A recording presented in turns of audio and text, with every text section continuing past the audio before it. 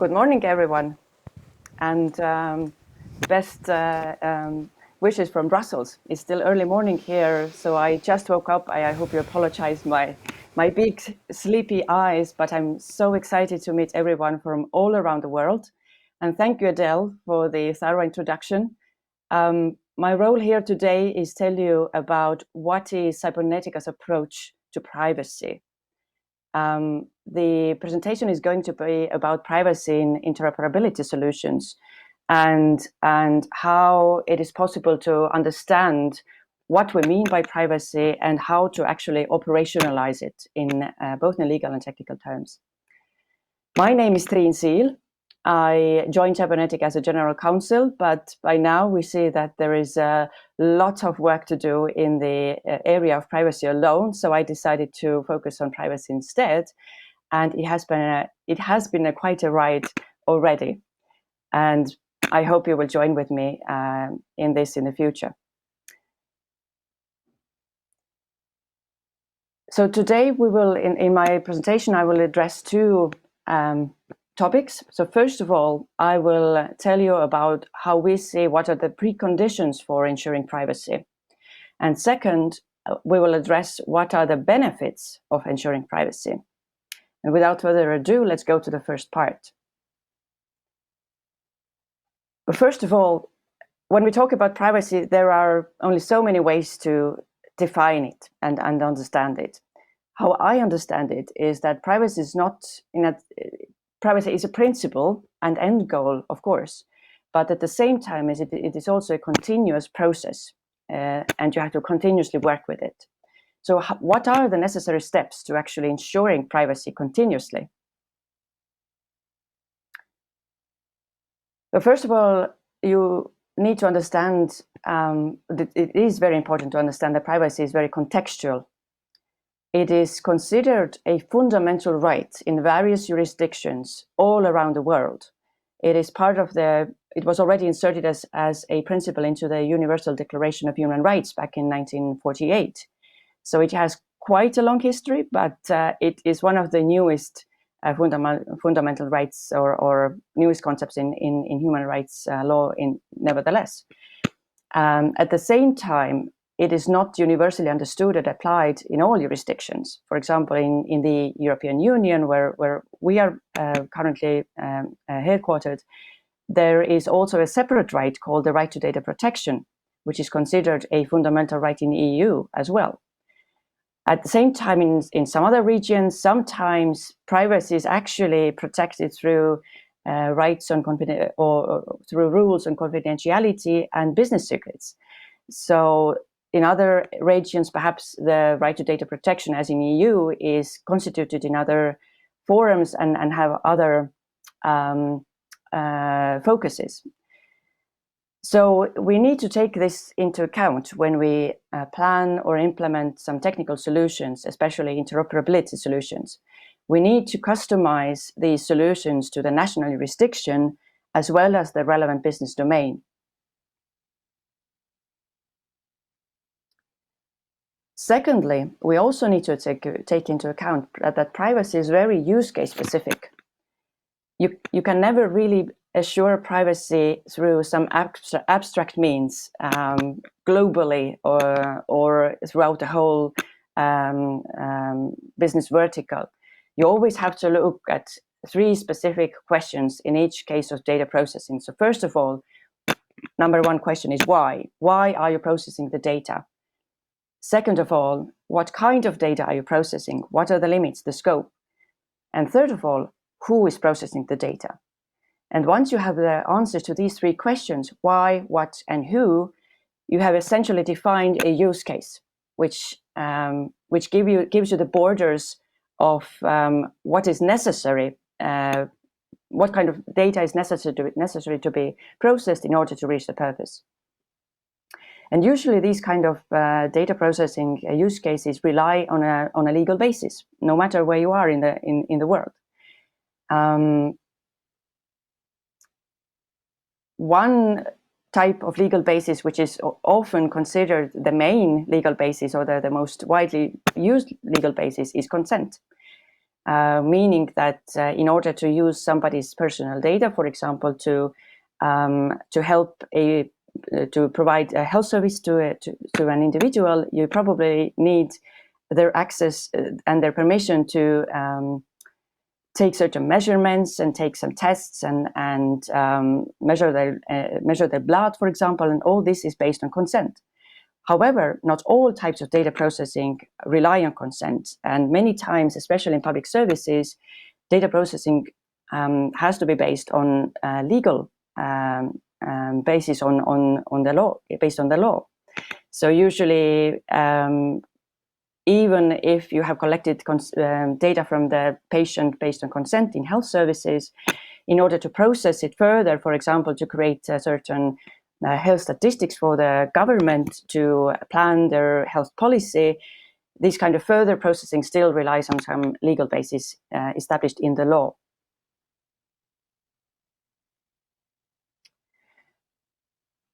So one of the first preconditions for establishing privacy is data efficiency. You have to know your data, because the better you know it, the better you can design privacy and engineer the solutions around it. An example where this has been a practical issue is, for example, the anti-money laundering field. As you may know, usually banks are required to keep banking secrets. So whenever you put your data on a bank account, the bank promises that they will keep this data secure, they will keep your money secure, and they will not disclose it to anybody else. However, in case of anti-money laundering, there are EU rules, international rules, whereby banks have to cooperate in order to discover fraud and all kinds of anti-money laundering related risks. And in order to do so, they have to exchange some information to find the fraudsters. So if you can only imagine how many data the banks have about millions of clients around the world. And it is a task of finding a needle in a haystack to actually target down the fraudsters inside those data and find patterns of money laundering in the data sets. So in order to find this needle in the best way, it helps if you have actually organized your data in a proper way. If you have labeled your data in a proper way, and if you ensure that all of your data is up to date, so you know which person is related to which other persons and where they hold, in which bank accounts in different banking departments do they hold their data. And this definitely contributes to the process of finding the needle in the haystack. Another thing that contributes to this is, of course, thinking through your business processes and optimizing them to what you actually need. Because the better you have, the better you understand your business processes, the more value you can take out of your data without compromising on privacy as well.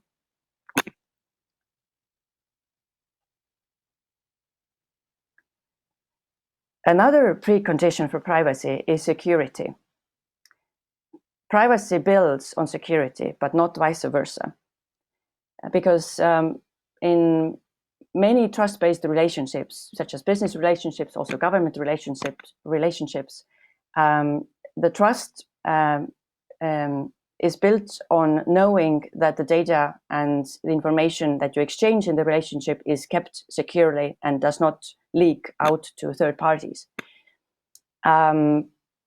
In recent years, of course, cybersecurity has become a big issue, and there have been even cases where whole businesses have been lost due to security breaches, which have in turn led to privacy breaches.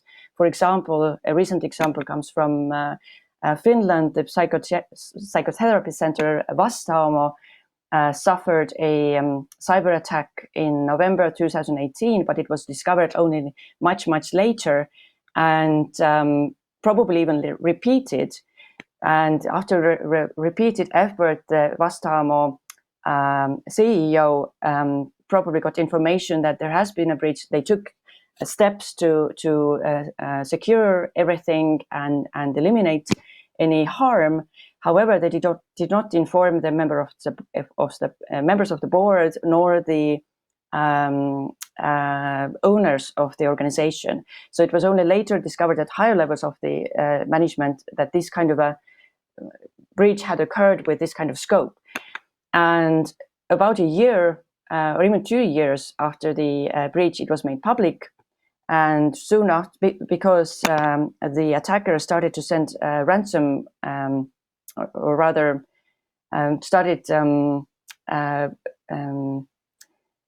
sending blackmailing emails to clients of the psychotherapy center and also to their employees. And a few months later, they even published data in the Black Internet Tor network. So, of course, you can imagine being a client of a psychotherapy center, imagining what could be done to your sensitive data, perhaps even what could be, how your data, for example, how your home address could be used, or how your psychological issues could be used against you, your family, or clients.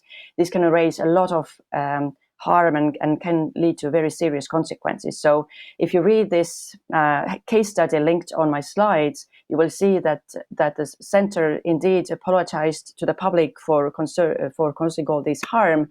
But that was essentially the only thing they could do, because there was nothing left after these kinds of repercussions and harm to their clients. And they had to file a bankruptcy note in the start of 2021, and they have been already liquidated and stopped their activity by now. So just in a few years, a fully functioning, respectable institution turned into dust.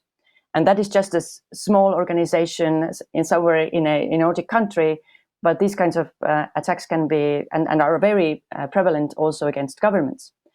So building trust starts from many steps, of course, but one of the biggest requirements is ensuring security.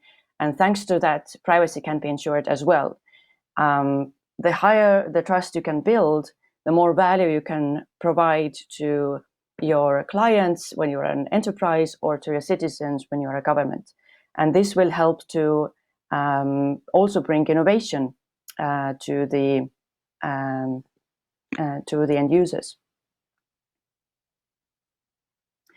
So to conclude, to intermediary conclude, what are the necessary steps to ensure privacy? First of all, define the context where you talk about privacy. Define what is the business domain, define what is jurisdiction, and why you are doing this kind of processing. Second of all, define specifically why, with whom, and what kind of data you are processing, to give clear borders to the use case and bring privacy to a concrete, practical level. Third of all, know your data and optimize the business processes around it. And fourthly, ensure security, because this is key to starting to build privacy.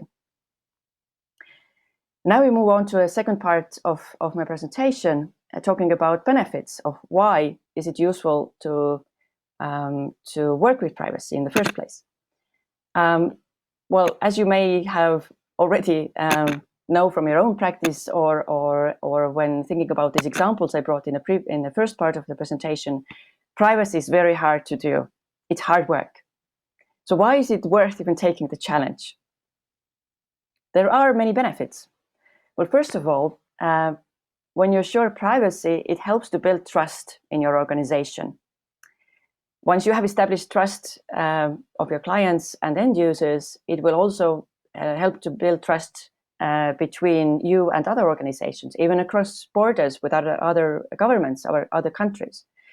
Because when we look at the numerous privacy acts all around the world, we see that attitudes in the society indeed are changing towards privacy. In just a few years ago, privacy was considered kind of just a compliance matter, where once you have collected all the consents and put up privacy notices on your webpage, this should be enough.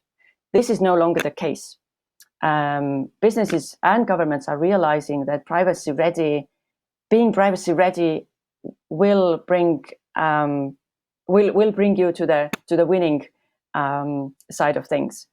And there are more and more better understanding and more interest towards how privacy can be achieved and how this actually helps to bring more value, increase your revenues, and create more and better relationships in society. Second of all, privacy and working seriously with privacy helps to create new business opportunities. For example, Cybernetica is working on and has been working on different privacy-enhancing technologies for the last 15 years. And we have hard science behind doing these things. And now, after doing all the theory, the science, doing lots of pilot projects, we are starting to see new business models based on privacy-enhancing technologies. And I'm proud to present to you a very, very new project that we just published last week together with Eurostat, meaning the European Commission, where we piloted a new privacy-enhancing technologies-based solution for analyzing mobile location data and doing it in a privacy-preserving manner, so that mobile network operators could provide their mobile location data resources to public statistics authorities to create new kinds of mobility-based statistics. And this pilot project is now available in the link you can see in my slides, which will provide you with both the technical analysis, business analysis documents, as well as a data protection impact assessment for this kind of projects, which can be later reused and perhaps even learned from, or at least referenced to, when building similar projects around the world. And what we learned from here is basically that there are data silos of data sitting around in mobile network operators around the world, which could be reused for many other purposes, including for publicly relevant purposes as well. And statistics authorities who have so far relied mainly on collecting data on their own, mainly based on different kinds of surveys, different kinds of questionnaires, they could be opened up to these kinds of external data sources, such as those at the mobile network operators, and reuse this data instead of collecting and putting lots of effort and resources to collecting this data on their own. So privacy-enhancing technologies enable these kinds of reuse cases, and they do provide the relevant security and privacy guarantees. So, for example, in the future, we might see mobile network operators perhaps selling their data to governments or why not other operators, and perhaps even sharing some of those benefits with the end users and mobile network clients. So this is a very interesting development, and we have been very proud to be part of this project. It was a year-long effort between different domains, different experts, and we look forward to lots of feedback, and would be happy to hear your opinion on this kind of project as well, and why not repeat it in other countries. And last but not least, one of the benefits of dealing seriously with privacy is also that it actually helps to contribute to interoperability. So if you have worked through privacy, you will have an easier job to do with interoperability. And one case study here is presented from Crossborder digital prescriptions, which is a current practice and actual use case in Estonia has been for a long time, but recently Finland and Croatia have joined the project as well.